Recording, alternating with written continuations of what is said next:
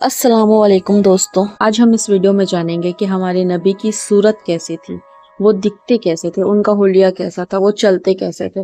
چلیے شروع کرتے ہیں صبر کی آواز کے ساتھ۔ نبی کی ولادت کب، کہاں اور کیسے ہوئی؟ سوچو، ایک دنیا جو ظلمتوں میں ڈوبی تھی، ہر طرف ظلم تھا، اندھیرا تھا، انسانیت گمراہ تھی، اور پھر اللہ نے اپنے رحمت کا پیغام بھیجنے کا فیصلہ کیا۔ اس رات مکہ کی سرزمین پر ایک نور چمکا، وہ نور جو پوری کائنات کے لیے رحمت تھا، وہ نور محمد مصطفیٰ صلی اللہ علیہ وسلم تھے۔ ولادت کیسے ہوئی؟ ربیع اول کی برکت بھری رات، 12 تاریخ، عام الفیل کا سال۔ اس وقت کعبہ پر ابرہہ کے ہاتھی چڑھ کر آئے تھے، لیکن اللہ نے اپنے گھر کی حفاظت کی اور انہیں تباہ کر دیا۔ اسی سال ایک معصوم بچہ پیدا ہوا، لیکن اصل میں وہ معصوم نہیں بلکہ سارے کائنات کا امام تھا۔ جب نبی پیدا ہوئے تو حضرت آمینہ رضی اللہ کہتے ہیں، میں نے دیکھا کہ ایک نور نکل رہا تھا جس نے شام کے وقت کو روشن کر دیا۔ سوچو، ایک ماں اپنے بچے کا نور دیکھ کر اللہ کا شکریہ ادا کر رہی ہے۔ لیکن دوستو، زندگی آسان نہیں تھی۔ نبی کے والد عبداللہ آپ کی پیدائش سے پہلے ہی دنیا سے چلے گئے، اور جب آپ صرف 6 سال کے تھے تو ماں آمنہ بھی رخصت ہو گئی۔ سوچیے، ایک چھوٹا سا بچہ جس کی ماں کا سایہ سر سے اٹھ گیا۔ دنیا بھر کے لیے رحمت بن کر آنے والے نبی نے بچپن سے ہی تنہائی دیکھی۔ پھر دادا عبدالطالب ان کو سنبھالا، لیکن کچھ ہی سال بعد وہ بھی چلے گئے۔ تب آپ کے چاچا ابو طالب نے آپ کو اپنی گود میں لیا اور اپنے بیٹے سے زیادہ پیار کیا، اور آپ کی باقی کی زندگی آپ کے چاچا نے آپ کو سنبھالا۔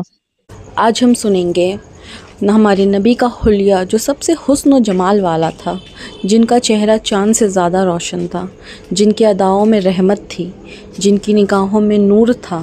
آج ہم ذکر کرتے ہیں اپنے آقا حضرت محمد مصطفیٰ صلی اللہ علیہ وسلم کا۔ ان کا چہرہ مبارک کیسا تھا؟ صحابہ کرام کہتے ہیں، رسول اللہ کا چہرہ چاند کی طرح روشن تھا۔ چہرہ نہ گول تھا نہ پتلا، بلکہ نورانی اور روشن۔ جب مسکراتے تو ایسا لگتا جیسے پوری محفل جگمگا اٹھی ہے۔ آپ کے پسینے کا قطرہ موتیوں کی طرح چمکتا، اور خوشبو ایسی تھی کہ جہاں سے گزر جاتے وہاں مہک چھوڑ جاتی۔ آپ کا ماتھا اور آنکھیں، آپ کا ماتھا وسیع چوڑا تھا جس پر نور برس رہا تھا۔ آنکھیں بڑی اور سیاہ، جن کی نگاہیں گہری تھیں، پلکیں لمبی تھیں۔ جب نگاہیں اٹھتی تو ایسا لگتا جیسے روح تک اتر رہی ہو۔ آپ کی ناک سیدھی اور نورانی تھی جو چہرے کی روشنی کو بڑھاتی۔ ہونٹ نہ زیادہ موٹے نہ پتلے تھے، لیکن جب کلمہ طیبہ آپ کے لبوں سے نکلتا تو دل پگھل جاتا تھا۔ آپ کے دانت موتیوں کی طرح چمکتے۔ جب آپ مسکراتے تو آپ کے دانتوں کے درمیان سے نور کی کرنیں پھوٹتی۔ صحابہ کہتے، ہم نے دنیا میں آپ جیسا حسن کبھی نہیں دیکھا۔ ان کی داڑھی مبارک، آپ کی داڑھی گھنی تھی۔ جب ہوا چلتی تو بال اور داڑھی ہلتے، اور لوگ آپ کی شان دیکھ کر رونے لگتے کہ کیا نورانی حلیہ ہے آپ کا۔ آپ کی گردن چمکتے چاند کی طرح سفید اور روشن تھی۔ سینہ وسیع تھا۔ آپ کے جسم کی بناوٹ بہترین تھی، نہ زیادہ لمبی تھی نہ زیادہ چھوٹا، بلکہ بالکل پرفیکٹ، یعنی سب سے بہترین قد تھا۔ آپ کے ہاتھ نرم اور خوشبودار تھے۔ جو بھی سے ہاتھ ملاتا کہتا، میں نے آج تک ایسے نرم اور خوشبودار ہاتھ نہیں دیکھے۔ آپ کے پاؤں مضبوط تھے لیکن نرمی بھی تھی۔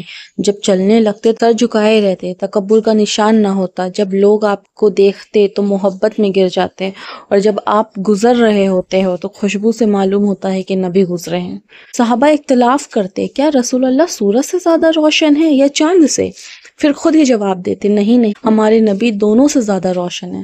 حضرت علی کہتے، جو پہلی دفعہ آپ کو دیکھتا تو آپ کے حسن و جمال سے حیران رہ جاتا، اور جو بار بار دیکھتا تو آپ کی محبت میں گر جاتا۔